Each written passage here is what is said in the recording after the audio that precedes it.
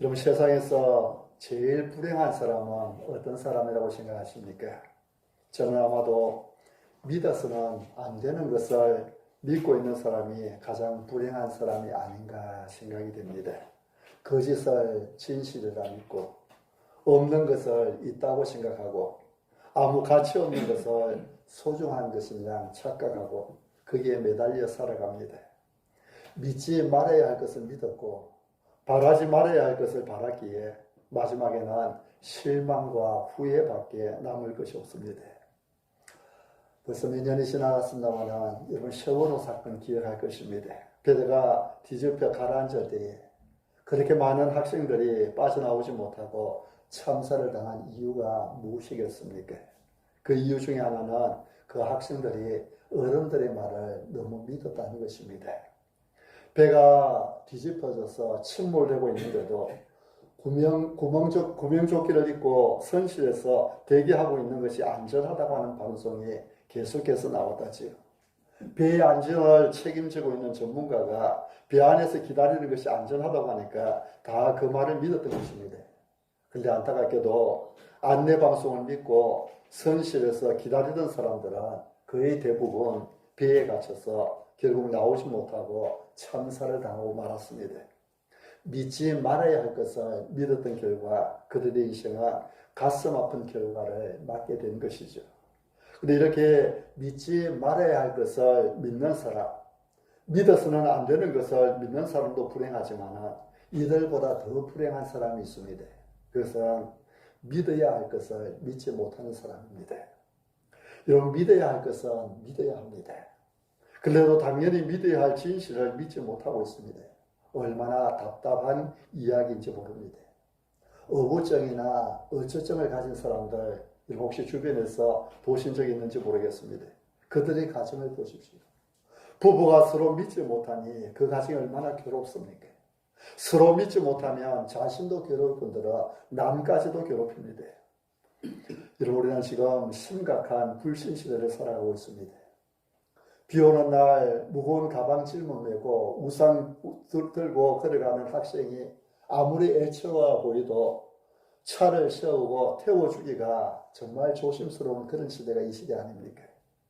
도와주는 입장에서는 괜히 도와주려다가 범죄자로 오해받을 수 있고 도움을 받는 입장에서는 이 사람을 과연 믿을 수 있는 사람인가 도움을 받아들이기가 불안하지요. 서로 믿을 수 없는 것입니다. 교회 안에서도 마찬가지입니다. 교회에서 열심히 전도해야 되지만 낯선 사람이 교회에 나와서 등록하면 마냥 좋아할 수만은 없는 것이 요즘 현실입니다. 요즘은 이단들이 위장해서 교회에 등록하는 경우가 종종 있다고 하지요. 이렇게 등록하면 한동안 열심히 교회 생활하면서 사람들이 신임을 얻습니다. 또 열심히 전도해서 새로운 사람들을 데리고 옵니다. 그래서 교회에서 박수받고 격려받아가면서 사실은 같은 이단에 속한 사람들을 교회 안으로 끌어들이는 것입니다. 나중에 이들이 교인들을 이단으로 빼가기도 하고 이들이 교회 안에서 세력이 더 많이 구축이 되면 아예 교회 자체를 통째로 장악해서 이단에 넘기는 이런 일들이 특별히 신천지에서 그런 일들을 많이 했죠. 교계에 보고되어 있습니다. 그런데 교회에 새 신자가 오고 교인 수가 늘어나도 한편으로는 의심이 되는 것이 오늘날의 현실입니다. 정말 믿음을 잃어가는 그런 시대지요. 이렇게 교회 안에서건 교회 밖에서건 사람을 믿을 수 없는 시대가 되고 있다는 것 얼마나 가슴 아픈 일일지 모릅니다. 이런 우리 인생은 믿음 위에 세워집니다. 믿음 없이는 살아갈 수가 없습니다. 서로 믿지 못하면 아무것도 할 수 없고 세상을 살아갈 수도 없는 것입니다. 여러분 지금 믿음이 없으면 이 자리에 앉아서 예배 드릴 수 있겠습니까? 여러분이 예배 드리는 동안에 교회의 지붕이 내려앉아서 여러분의 머리를 덮치면 어떻게 하겠습니까? 여러분이 이렇게 예배 드리고 있는 동안에 여러분의 집에 불이 나거나 도둑이라도 들면 어떻게 하겠습니까? 길을 걸어가고 있는데 달리는 자동차가 나를 치면 어떻게 하겠습니까? 우리가 먹는 음식에 누군가가 독이라도 탔으면 어떻게 하겠습니까? 미장원에 갔는데 커트한다면서 내 머리를 빡빡 밀어버리면 어떻게 하겠습니까? 믿음이 없으면 모든 것이 불안합니다. 믿음이 없으면 살 수가 없습니다. 이런 믿어야 할 것은 믿어야 합니다. 불을 보듯 뻔한 사실도 내가 믿지 않으면 적어도 나에게는 사실일 수가 없습니다. 믿음이 없을 때는 정상적으로 살아갈 수가 없는 것입니다. 믿음이 얼마나 중요한지 모릅니다. 오늘 말씀은 우리에게 부활신앙에 대해서 가르쳐 줍니다. 부활도 우리가 믿어야 한다는 것이지요. 부활도 믿어야 합니다. 우리 기독교의 생명은 예수 그리스도의 죽음과 부활이 있습니다. 오늘 우리는 설교를 들은 후에 성찬식에 참여할 것입니다. 성찬식은 예수님의 죽음을 기억하고 그리고 예수님의 부활의 소망을 갖게 하는 것입니다.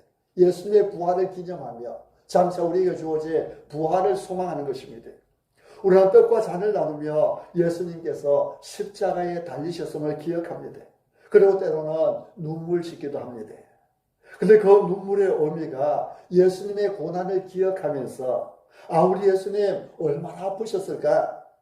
나 때문에 예수님 가시에 찔리시고 채찍에 맞으시고 손에 못 박히시고 그래서 예수님을 불쌍하게만 생각한다면 성찬의 의미를 다 깨달은 것이 아닙니다. 부활하신 예수님을 우리는 동시에 보아야 됩니다. 그리고 우리의 눈물이 슬픔의 눈물을 넘어서 예수님의 부활에 동참하게 된 기쁨의 눈물이 되어야 합니다. 성찬과 세례는 예수님의 부활에 함께 참여하게 된 것을 의미하는 것입니다.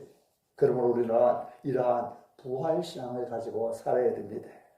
부활신앙에는 세 가지 차원이 있습니다. 첫째는 과거에 일어났던 역사적 사건으로서의 부활입니다. 역사적 사건으로서의 주님의 부활. 예수님께서 죽었다가 3일 만에 다시 살아나신 것은 실제로 있었던 역사적인 사실이라는 것이지.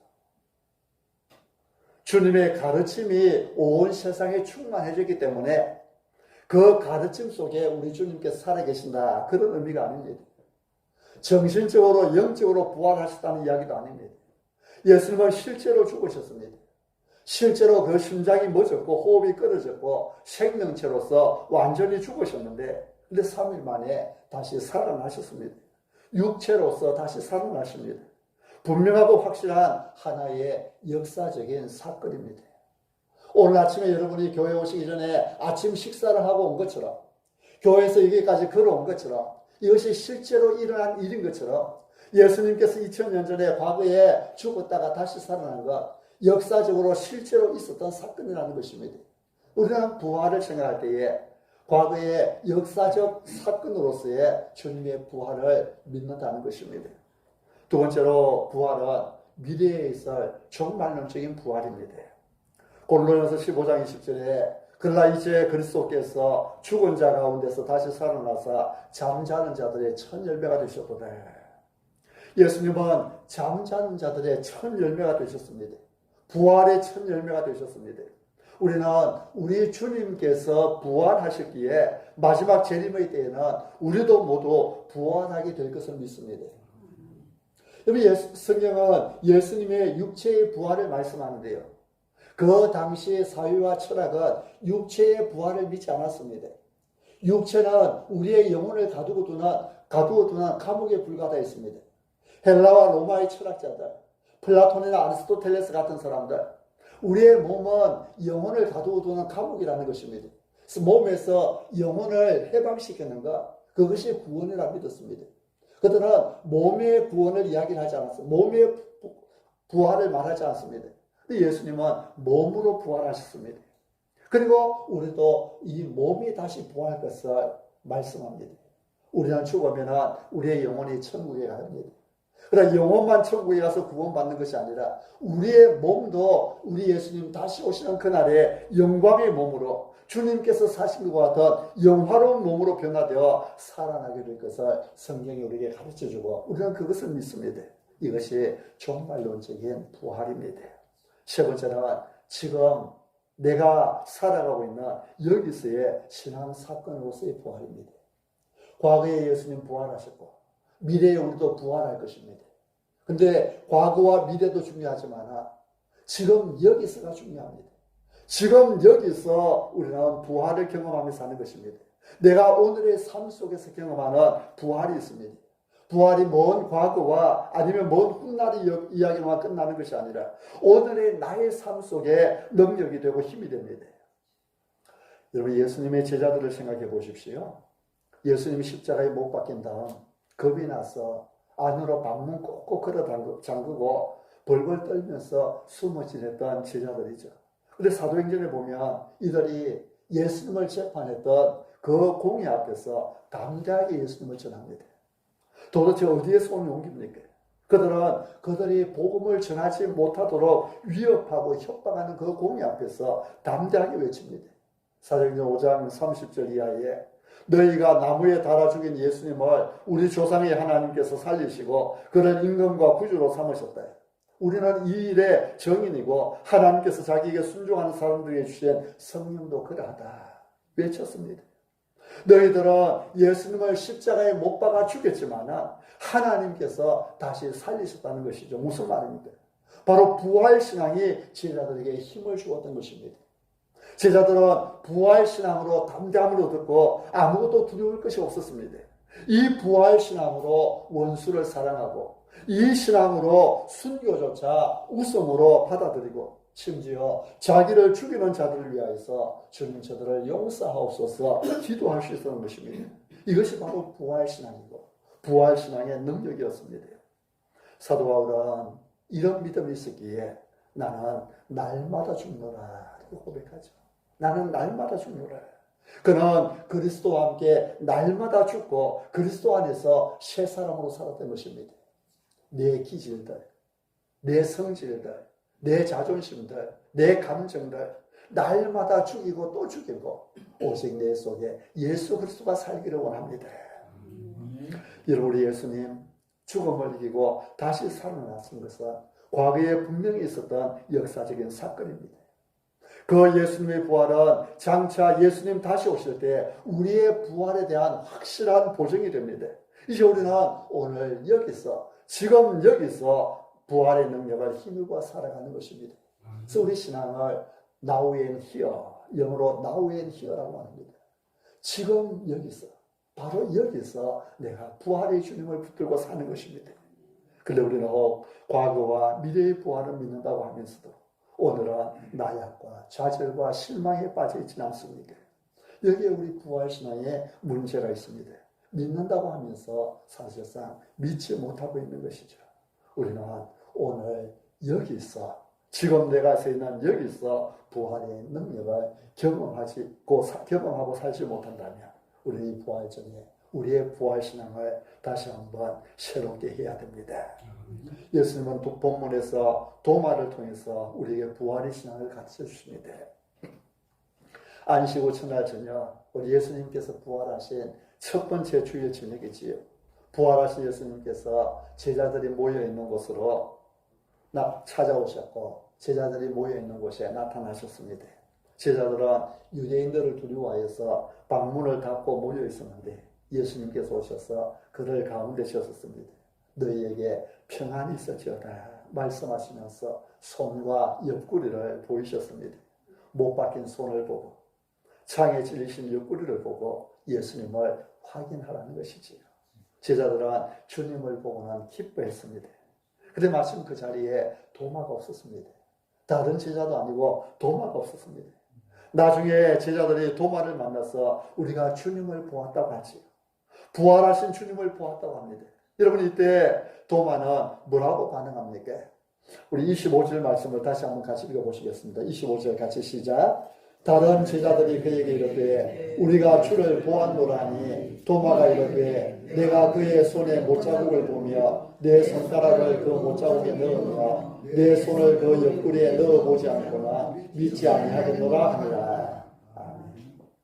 도마는 개성이 강하고 의심이 아주 많았던 것 같습니다. 요한복음 14장에도 보면 우리 예수님 잡히시던 그날 밤에 제자들에게 마지막 고별 설교를 하시면서 너희는 마음에 근심하지 말라. 하나님을 믿으니 또 나를 믿으라고 하시는 그 귀한 설교를 하시면서 내가 너희를 위하여 거처를 예비하러 간다고 말씀하시지요. 그러면서 예수님께서 내가 어디로 가는지 그 길을 너희가 아느니라 말씀하셨습니다. 근데 이때 도마가 나섰습니다. 손을 번쩍 들고 주여 질문했습니다. 주님께서 어디로 가시는지 우리가 알지 못하거늘 그 길을 어찌 알겠사옵나이까. 다른 사람들 다 가만히 있습니다. 그런데 유독 도마는 가만히 받아들이지 않고 캐묻습니다. 나는 모르는데 모르는 채로 그냥 지나갈 수 없다는 것이죠. 개성이 아주 강합니다. 오늘 우리가 함께 읽은 이 말씀에서 도마가 지금 한 말도 한번 보십시오. 나라는 말이 얼마나 강조되고 있는지 모릅니다. 내가 그의 손에 못자국을 보며 내 손가락을 그의 못자국에 넣으며 내 손을 그 옆구리에 넣어보지 않고는 믿지 아니하겠노라. 이게 믿지 아니하겠노라 해도 우리 성경에 번역되지 않았는데요. 나는 믿지 아니하겠노라 이렇게 되어 있습니다.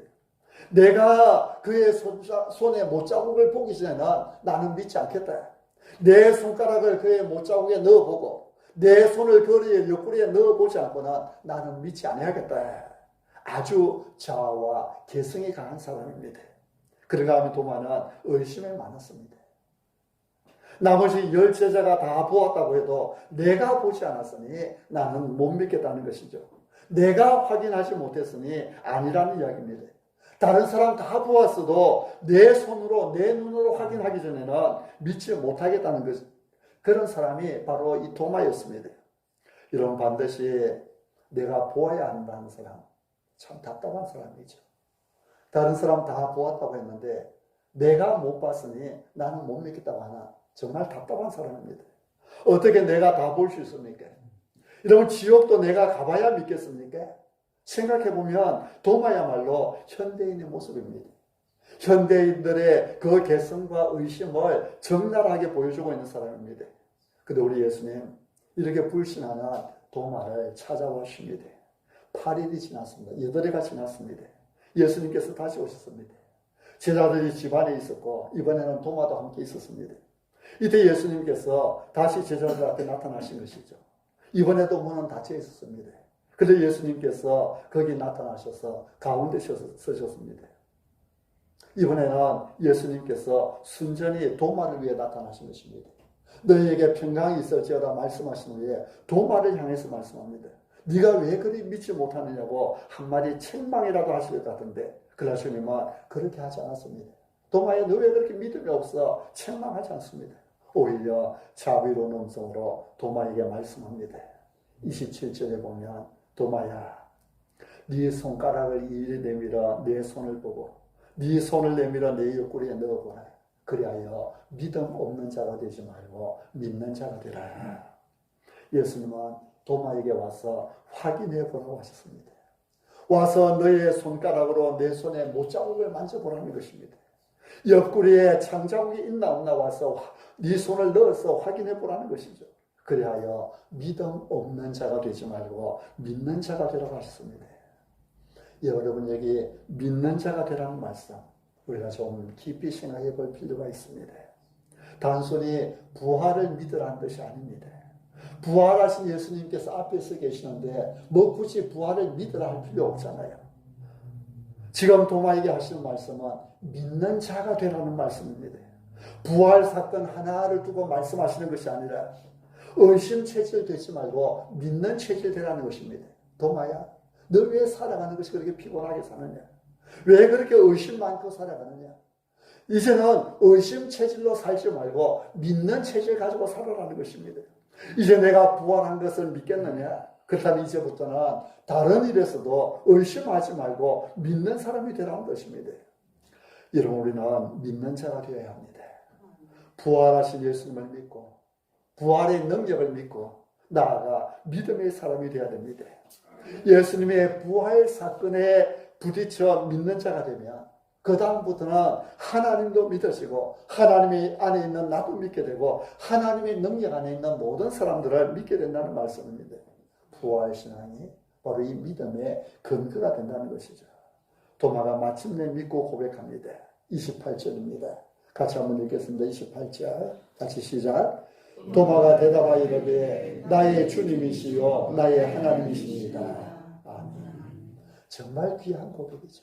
정말 귀한 고백입니다. 와서 내 손에 못자국 한번 만져봐라. 네 손을 내 허리에 창자국에 한번 넣어봐라. 예수님께서 말씀하셨지만은 도마는 이미 예수님을 보았잖아요. 굳이 가서 만져볼 필요 없고 손을 넣어볼 필요 없습니다. 주님 앞에 엎드렸습니다. 나의 주님이시요 나의 하나님이십니다. 단순히 나의 주님이라고만 고백한 것이 아닙니다. 나의 하나님이라고 했습니다. 내가 지금까지 따라다니던 그분이 맞습니다. 그렇게 고백한 것이 아닙니다. 당신은 바로 하나님이십니다. 나의 하나님이십니다. 고백을 합니다. 부활을 믿을 때에 예수님이 하나님으로 믿어지는 것입니다. 부활을 믿을 때에 하나님이 믿어지고 모든 것이 믿어집니다. 부활을 믿을 때에 진정한 그리스도인이 됩니다. 도마가 이제야 온전한 그리스도의 사람이 됩니다. 전에 오는 이야기에 의하면 도마는 지난날에 주님 앞에 그 죄송스러운 마음 때문에 멀리 인도에까지 가서 복음을 전하다가 순교했다고 하지요. 지금도 인도에 가면 도마의 무덤이라고 전해지는 무덤이 있다고 합니다. 도마가 이렇게 신앙 고백을 하자 주님 도마에게 다시 말씀하십니다. 우리 29절도 같이 한번 읽어보시겠습니다. 29절 시작. 예수께서 이르시되 너는 나를 본고로 믿느냐 보지 못하고 믿는 자들은 복되도다 하십니다. 아멘. 이 말씀은 책망하는 말씀입니다. 도마에게 찾아와서 너 왜 믿음 없어 책망하시지 않고 너 와서 한번 만져보고 손 넣어보고 믿는 자들하고 말씀하셨던 주님, 부근하게 품으셨던 주님, 그 주님께서 앞에 엎드려 나의 주님이시여 나의 하나님이시다 고백하는 그 도마를 향해서 이제 책망하는 것입니다. 너는 나를 보고 믿느냐? 보지 못하고 믿는 사람들이 더 복이 있다. 꼭 보아야 믿겠다고 하는데 보는 것처럼 미련하고 불완전한 것 없습니다. 보지 못하고 믿어야 그것이 복입니다. 베드로 사도는 베드로 전서 1장에서 예수님을 너희가 보지 못하였으나 사랑하는도다. 이제로 보지 못하나 믿고 말할 수 없는 영광스러운 즐거움으로 기뻐하니 믿음의 결국 곧 영혼의 구원을 받음이라 이렇게 했습니다. 보지 못하였으나 사랑하고 만져보지 못하였으나 믿고 기뻐하나 이것이 참된 부활신앙입니다. 보지 못하고 믿는 사람, 사실 생각해보면 그들이 바로 우리 그리스도인들이지요. 예수님은 이미 2000년 전에 죽으셨고 부활하셨고 우리는 그 예수님의 부활하신 예수님의 그 부활체를 우리 눈으로 보지 못했습니다. 그러나 우리는 지금 예수님을 믿고 있죠. 이제 제자들이 복음을 전하기 시작하지만 주님은 성천하시고 땅에 계시지 않습니다. 수많은 사람들이 예루살렘에서부터 시작해서 유다와 사마리아와 땅끝까지 예수님을 믿게 될 것입니다. 보지 못하고 믿는 자들입니다. 무엇을 근거로 믿습니까? 이를 위해서 성경이 기록됩니다. 우리 30절 31절 말씀 읽겠습니다. 30절 31절 같이 시작. 예수께서 제자들 앞에서 이 책에 기록되지 않은 다른 표적도 많이 하셨으나 오직 이것을 기록하면 너희로 예수께서 하나님의 아들 그리스도이심을 믿게 하려 하며 또 너희로 믿고 그 이름을 힘입어 생명을 얻게 하려 합니다. 사도 요한이 요한복음을 기록한 목적입니다.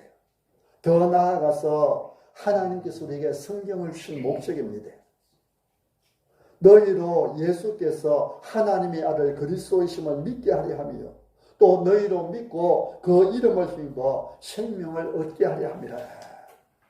하나님께서 우리에게 성경을 주시면 보지 못한 자들을 믿게 하기 위해서요. 그 믿음의 결과로 생명을 얻게 하기 위해서입니다. 우리는 예수님을 보지 못했지만 그러나 성경을 통해서 예수님을 믿고 말할 수 없는 영광스러운 즐거움으로 기뻐하는 것이지요.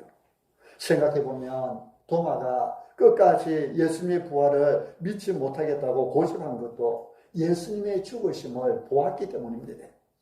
그 눈으로 본 것이 그의 믿음의 근거가 되어 있었기 때문입니다. 예수님의 죽음이 너무 확실하고 십자가에 못 박혀 비참하게 죽는 것을 내 눈으로 똑똑하게 보았는데 그렇게 죽으신 분이 어떻게 살아날 수 있느냐? 보는 것에 근거했으니 부활이 믿어지지 않습니다. 만약에 도마가 보는 것보다도 하나님의 창조의 능력을 더 믿었다면, 예수님께서 하신 말씀을 더 기억했다면 그런 부활을 쉽게 믿을 수 있었을 것입니다. 주님은 분명히 살아계실 때에 십자가와 부활을 말씀하셨습니다. 인자가 예루살렘에 올라가면 거기서 수많은 고난을 당하고 죽임을 당하고 제3일 만에 살아날 것이다. 여러 번 말씀하셨습니다. 이런 말씀을 들을 때에 그 말씀을 마음속에 깊이 새겨 두었더라면 다른 제자들이 예수님 살아나신 것을 우리가 보았다고 말했을 때에 그러면 그렇지. 주님 다시 살아나신다고 말씀하셨지. 그런 말 없이 믿음으로 받아들일 수 있었을 것입니다. 이런 보는 것으로 믿는 것이 아니요, 말씀으로 믿는 것이요, 말씀의 확신으로 믿는 것입니다. 지나온 세월들을 한번 생각해 보십시오. 한 40년, 50년 전의 일을 한번 기억해 보십시오. 정말 그랬는가 싶은 일들이 많이 있을 것입니다. 때로는 어릴 적 경험했던 일들이 그게 실제로 있었던 일인지 아니면 꿈꾸었던 일들인지 까마득하게 느껴질 것입니다. 분명하긴 분명한데 생각이 희미해지는 것입니다. 현실이 아니었던 것처럼 그렇게 느껴지는 일들이 있습니다. 보아도 소용없고 만져봐도 소용없고 심지어 그 속에 경험해봐도 소용없습니다. 경험에 의존하겠다는 것만큼 잘못된 방법이 없습니다. 어떤 할머니는 결혼한 지 일주일 만에 남편이 죽었습니다. 한평생을 홀몸으로 살았습니다. 세월이 수십 년 흐르고 나니 가끔씩 내가 옛날에 결혼을 했던가 하는 생각이 듭니다. 결혼을 하기는 했는데 일주일 만에 남편이 죽고 나니 그 생각이 희미해지고 흐릿해지고 현실이 아닌가 더 그런 착각이 생기는 것입니다. 근데 그 일주일 결혼 생활에 아들을 낳았습니다. 또 결혼할 때 찍은 사진이 있습니다. 아들을 보고 사진을 볼 때마다 자기의 결혼이 확실해집니다. 두말할 수가 없습니다. 분명한 사건으로 다가와집니다. 성경이 그 아들과 같고 성경이 사진과 같습니다. 1.1획도 틀림없이 영원히 새롭고 영원히 확실하게 우리에게 예수님은 그리고 주님의 부활을 증거해 줍니다. 여러분, 우리는 보는 것으로 믿는 것이 아니라 말씀으로 믿는 것이요, 말씀의 확신으로 믿는 것입니다. 이렇게 믿는 자가 복되다고 우리 예수님은 선포하십니다. 아직도 나는 꿈에라도 예수님을 꼭 한번 봐야겠다 생각하시는 분이 계십니까? 나는 하나님의 음성이라도 꼭 한번 들어야 속이 시원하겠다고 그렇게 생각하시는 분이 있습니까? 보아도 만져도 그것으로 해결되는 건 아닙니다. 보지 않고 믿는 자가 더 복됩니다. 말씀으로 믿는 자가 복되다고 하신 주님의 말씀을 명심해야 됩니다. 우리는 주님의 부활을 보지 못했습니다. 그러나 말씀을 통해서 부활 사건을 확실히 믿고 이제는 믿는 자가 됩니다. 믿음 있는 사람이 됩니다. 주님은 다시 사셨고 이 시간 내 심령 속에 살아계십니다. 부활하신 주님의 능력은 온 우주에 충만합니다. 이 믿음으로 하나님을 믿고 하나님 안에 있는 나를 믿고 하나님 안에 있는 이웃을 믿고 그리고 이 믿음으로 하나님께서 역사하시는 그 역사를 믿습니다. 이 부활의 신앙, 부활의 믿음으로 영생을 누리고 이 믿음에서 의롭다함을 받은 자신을 보고 우리의 미래의 부활을 믿으며 오늘을 능력으로 살아갑니다. 보지 못하고 믿는 자들은 복되다고 하신 주님의 말씀대로 보지 못하였으나 믿고 그 믿음 안에서 부활의 능력으로 살아가는 우리 모두가 다 되시기를 바랍니다.